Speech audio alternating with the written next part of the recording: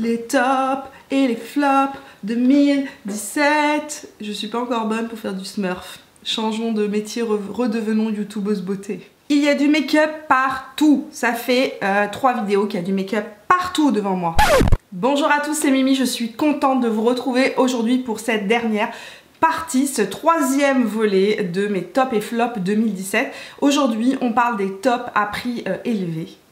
Oui, parce qu'il y en a eu quand même des tops à prix élevé, il y en a eu plusieurs.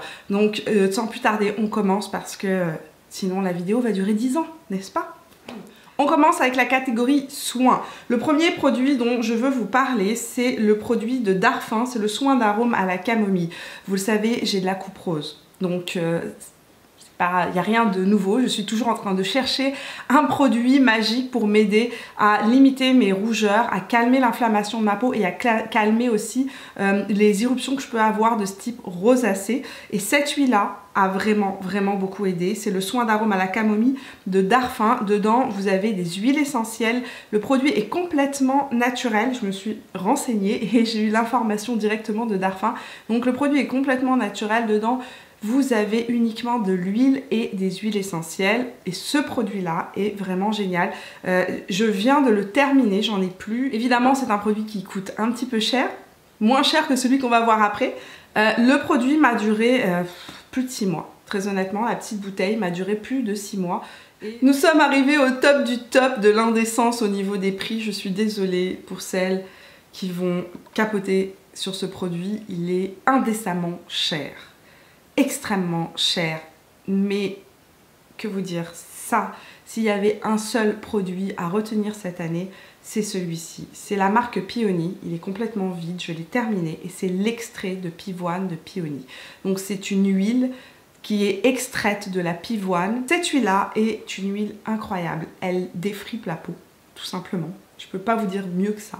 Elle calme les inflammations, elle hydrate la peau, elle rend la peau votre peau en plus belle, tout simplement. J'ai pas encore, c'est la première fois que je teste un produit comme ça. C'est-à-dire que, je vous explique, quand j'ai un début de rosacée, quand j'ai un début de crise de rosacée, j'en applique quelques gouttes sur ma rosacée et ça éteint la crise en 24 heures. Ça la calme, ça la soigne, c'est incroyable. Je l'ai essayé sur mes coups de soleil, je l'ai essayé sur des égratignures. C'est incroyable, ça répare la peau, ça enlève ça répare la peau. C'est une huile qui répare la peau. Je pense que c'est une huile qui sera parfaite pour les peaux matures parce que je la trouve justement incroyablement repulpante, extrêmement hydratante. En plus de ça, c'est une huile qui est complètement biologique. Le produit est fabriqué ici au Canada, donc à Montréal, mais son prix, comme je vous ai dit, est plus que indécent. Moi, mon problème que j'ai, c'est que je ne peux pas me la racheter. Je l'ai terminée, elle coûte super cher et je me dis, mon Dieu, il faut absolument que j'économise et que j'aille me la racheter. Cette huile est incroyable, elle fait partie vraiment de mes découvertes de l'année 2017. On passe au maquillage. Tout va bien. On passe au maquillage, tout va bien. On continue sur notre lancée incroyable. Là, je vais vous parler de fond de teint. Fond de teint.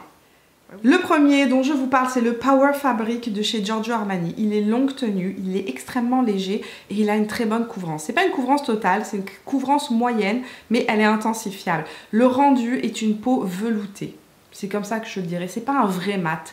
C'est pas un mat qui va éteindre le teint. C'est un mat qui laisse la peau veloutée. Il y a une lumière qui transparaît. C'est un fond de teint, je pense, qui pourrait même être portable par des peaux matures parce que justement, il est extrêmement léger. Il ne marque pas les zones de déshydratation outre mesure. Il y a un autre truc dans ce fond de teint que je trouve assez fou. C'est que ma peau, en fin de journée, est plus belle que le matin. Alors, je me demande si c'est parce qu'il y a un soin ou un traitement à l'intérieur du fond de teint, mais quand vous le mettez, le fond de teint n'est pas magnifique quand on le met, il est beau mais il n'est pas waouh. Par contre, c'est un fond de teint qui vieillit super bien et qui, au fur et à mesure que les heures passent, la peau devient de plus en plus belle et ça, c'est quelque chose que j'aime énormément dans ce fond de teint. Que seraient les tops 2017 si je ne vous parlais pas de mon chouchou de l'année au niveau des fonds de teint, du fond de teint qui m'a bluffé, de celui que je mets maintenant tout le temps. Très honnêtement, je le mets tout le temps. C'est celui qui ne me quitte plus. C'est le Pitch Perfect de chez Too Faced. Il est parfait pour mon type de peau. Vraiment parfait pour mon type de peau. C'est celui que je porte dans toutes mes vidéos depuis que je l'ai acheté. Celui que je porte à chaque fois que je veux avoir un teint parfait.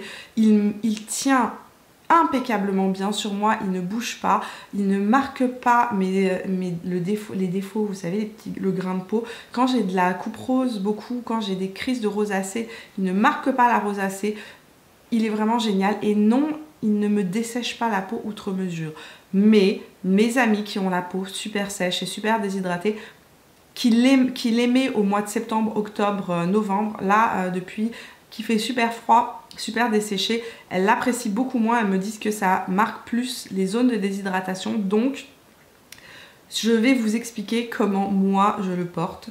Ce que je fais, c'est que je mets en dessous la base, le lait crème Embryolisse, donc sur mes joues, tout simplement parce que c'est là où j'ai la peau la plus déshydratée, et avec ça il tient parfaitement bien la journée, il reste très beau. Et sur la zone T, j'utilise la fameuse base, la base Skin, comment elle s'appelle, Primed and Peachy de chez Too Faced, donc de la même collection. C'est ma base matifiante du moment. Depuis que je l'ai, je n'utilise que ça et j'en suis parfaitement heureuse de cette base là. C'est aussi une belle découverte de cette année. Elle ne donne pas de boutons, elle est hyper fraîche. Quand on l'applique là, c'est vraiment une sensation de fraîcheur, elle est très légère. On n'a pas une sensation de silicone, c'est ça que j'apprécie dans cette base là. Et elle vient flouter les imperfections de la peau et elle laisse ce voile matifiant. En tout cas, moi je trouve que ce combo là, avec ça sur mes joues, c'est parfait. Concernant les fonds de teint, je vous invite à vous référer à ma série 7 jours de fond de teint que j'ai faite au mois de septembre, dans laquelle vous allez pouvoir retrouver le Giorgio Armani et aussi le Peach Perfect de chez Too Faced, puisque c'est à ce moment-là d'ailleurs que je les ai découverts. Et il y aura une autre série de 7 jours de fond de teint qui arrive très prochainement. J'ai commencé mes petits achats pour ça. Et là, encore plus prochainement, il y aura 5 jours de palette qui arrivent aussi. Ok, bébé crème cette année, 2 bébés crèmes sont clairement ressortis du lot dans les bébés crèmes que j'ai découvertes. C'est pas automatiquement des nouveautés, c'est vraiment des bébés crèmes que j'ai utilisées, celles que j'ai le plus utilisées. La première bébé crème dont je vous parle, c'est la bébé crème de chez Clarins, c'est la Skin Detox Fluide.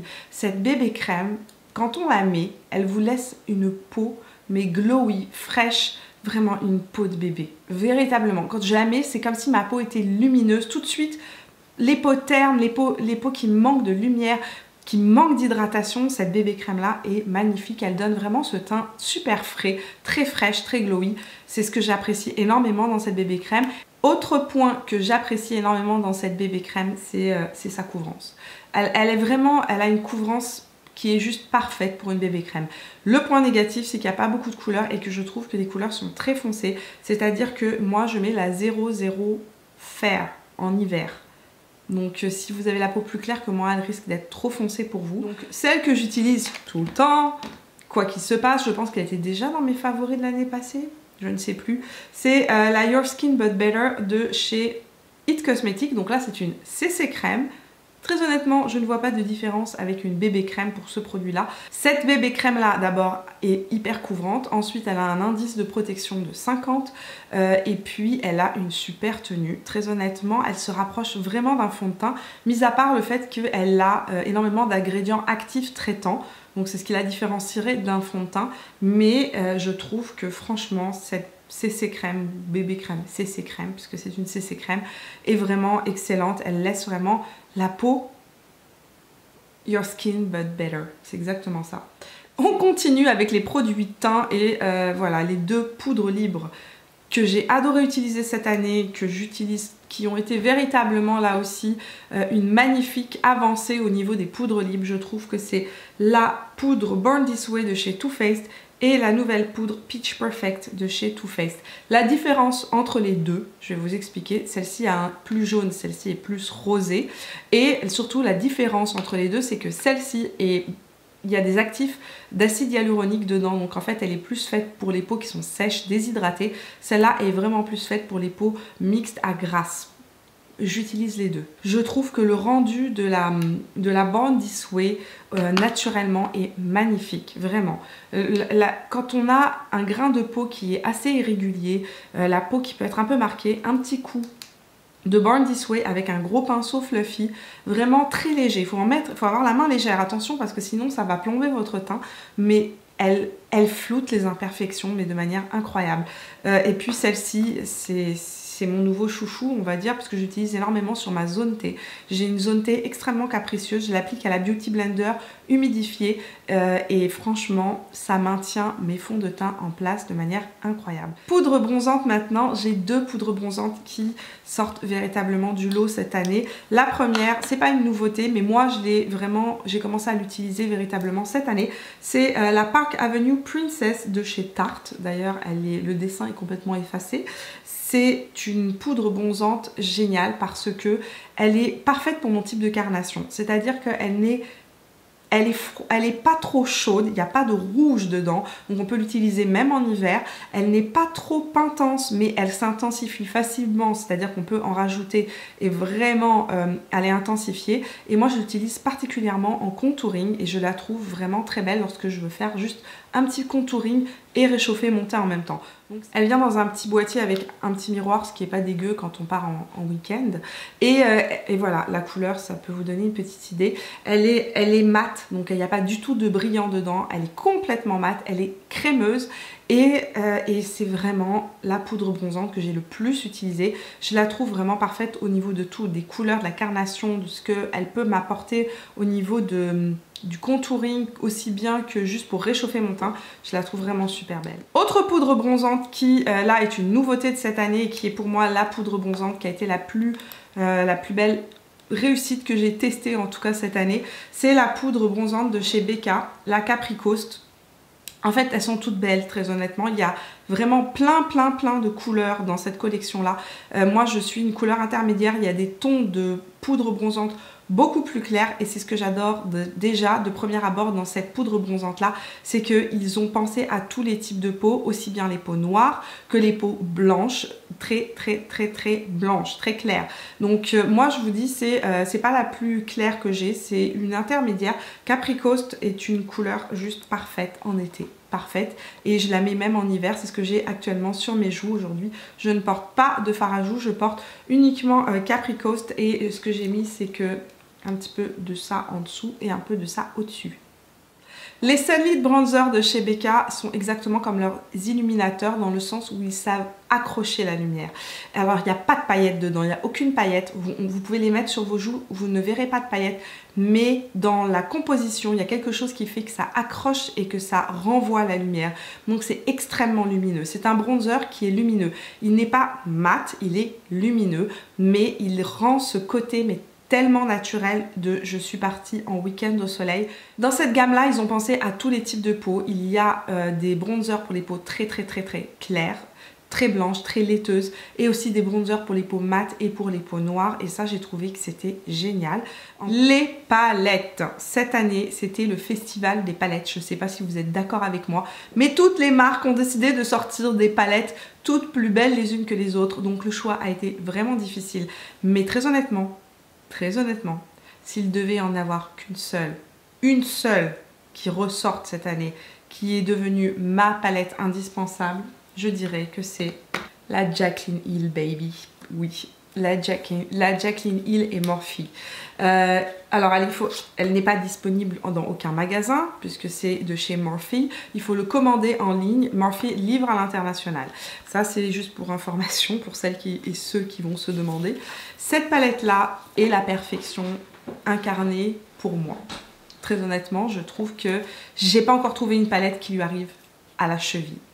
D'abord, à l'intérieur, vous n'avez pas 9 fards, 12 fards ou 16 fards, vous avez 36 fards.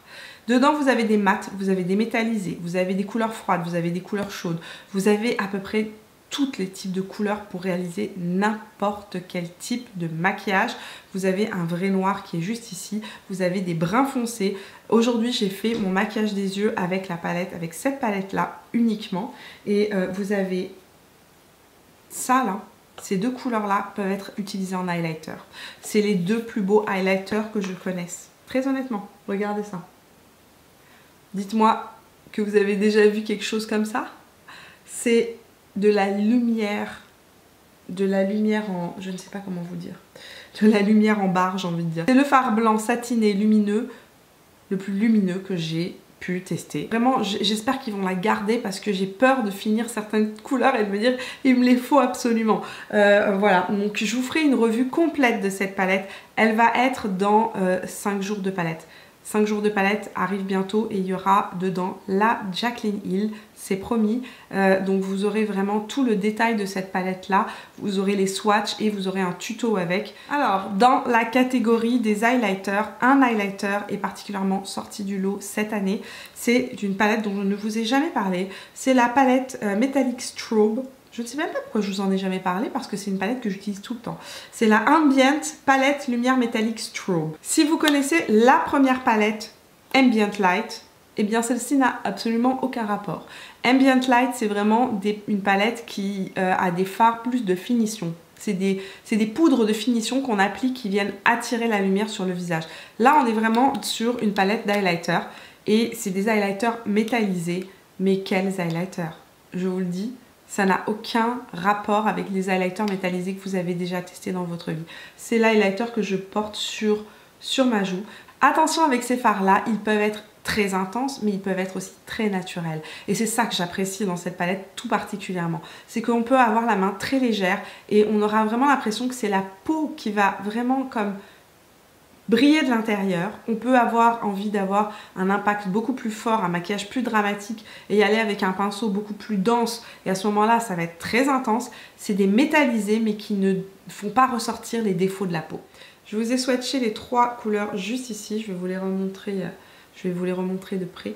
Donc dedans on a un rose gold, cette espèce de champagne un peu mordoré et ce blanc doré très très lumineux.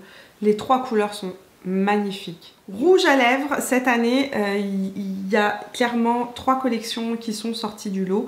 Je ne vais pas revenir sur le détail des couleurs, etc. que j'ai vraiment apprécié. Je vais plus vous parler de collections de rouge à lèvres que j'ai trouvé vraiment, vraiment bien réussies. Donc évidemment, la première, les Lipton City reviennent comme l'année passée. Ils font toujours partie des collections qui ne me déçoivent pas. Ils ont rajouté des nouvelles couleurs et vous savez qu'il y a 2 couleurs en particulier que j'ai adoré utiliser. C'est Well Bred Brown qui est ce parfait marron chaud, tellement joli. Et le Clouds in My Coffee qui est mon nude, je pense mon nude parfait. Mon nude parfait, c'est celui que j'utilise tout le temps. À chaque fois, il n'est ni trop rosé, ni trop brun, ni trop chaud, ni trop froid. Il est vraiment parfait. Les Lipton City sont crémeux, ils tiennent hyper bien. Ils ont une très bonne tenue, ce sont longue durée. Et ce sont des rouges à lèvres aussi avec une pigmentation véritablement importante. Une deuxième collection, je vous ai fait une vidéo de swatch dessus que j'ai adoré. C'est les Color Splash de chez Tarte. Donc ils sont... Là aussi c'est des mats, c'est des rouges à lèvres mat. Les Lipton City sont moins mat, c'est plus des mats lumineux ou satinés. Là on est sur des mats, des vrais mats qui tiennent bien, qui sont confortables, qui ne marquent pas les imperfections de la lèvre. Une collection de rouge à lèvres qui cette année a été une très belle surprise pour moi parce que je ne m'y attendais pas du tout. C'est toujours la collection Peaches and Cream de chez Too Faced. Donc c'est les nouveaux rouges à lèvres. Alors est-ce qu'ils ont un petit nom de collection ? Ou pas du tout. Je ne pense pas qu'ils aient un nom. Donc c'est les rouges à lèvres qui vont avec cette collection là. Ils sont vraiment parfaits. Je les préfère même aux Color Splash de Tarte, juste pour vous dire. Alors que j'adore les Color Splash de Tarte, je trouve qu'ils ont un plus joli rendu sur du long terme. Les 3 couleurs que j'ai adoré utiliser cette année, enfin de cette collection là, sont Sex and the Peach, qui est un brun mauve assez froid. Donc ça c'est Fun Day Sunday qui est un nude pêche. Un nude pêche mais pas un nude pêche avec du marron dedans. Donc très facilement portable en hiver. Et le petit dernier, Sure Things.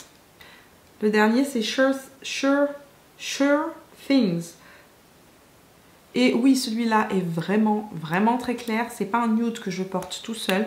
Mais par contre, c'est le nude parfait pour venir éclaircir les rouges à lèvres. Quand vous avez des rouges à lèvres foncés, comme ce que j'ai là par exemple, Vous pouvez en mettre une touche ici au centre de la lèvre et ça va donner du volume à la lèvre. Donc c'est parfait pour venir donner un peu de volume, du contraste à un rouge à lèvres mat foncé, tout simplement.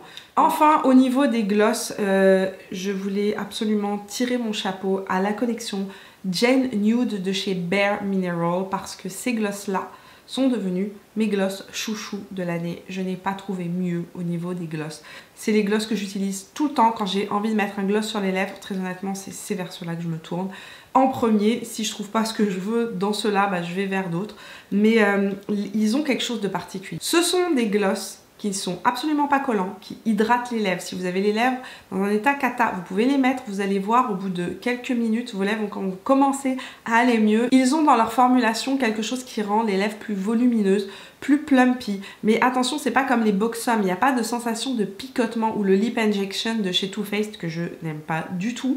Là, non, il n'y a aucune sensation de picotement, il n'y a rien. C'est vraiment un effet d'optique. Mais ma couleur préférée parmi tous ceux que j'ai, c'est Groovy, qui est juste là, qui est un petit rose très très pâle lacté. C'est pas le genre de rouge à lèvres que je mettrais tout seul sur mes lèvres sans rien.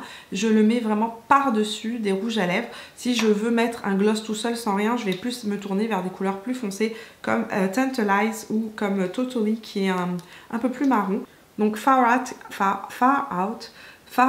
qui est le plus transparent. Ici on a Groovy qui est ce petit rose lacté tellement parfait qui ressemble beaucoup à Pure Hollywood.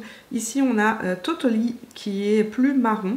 Et là on a le dernier qui est Tantalize qui est le plus foncé que j'aime porter tout seul pendant l'été. Et voilà, c'est tout pour ces tops de l'année 2017. On a fini nos tops et nos flops de l'année 2017. J'espère que cette série de vidéos vous aura plu. Si c'est le cas, laissez-moi un petit pouce bleu. Dites-moi dans les commentaires maintenant quels sont les produits, les tops, les réussites, les découvertes fabuleuses que vous avez fait dans les produits plus haut de gamme, dans les produits qui coûtent plus cher. Dites-moi tout ça dans les commentaires, j'ai hâte de découvrir vos tops à vous. Nous, on se retrouve tout au long de la semaine sur Instagram, Snapchat et Facebook. Et puis, si c'est la première fois sur ma chaîne, bienvenue parmi nous. Si vous n'êtes pas encore abonné, c'est le moment de le faire en cliquant juste là sur le petit visage qui apparaît juste là. N'oubliez pas d'activer la petite cloche pour les notifications. Je vous vois dans la prochaine vidéo. Jusque là, portez-vous bien. Je vous fais plein de bisous. Ciao!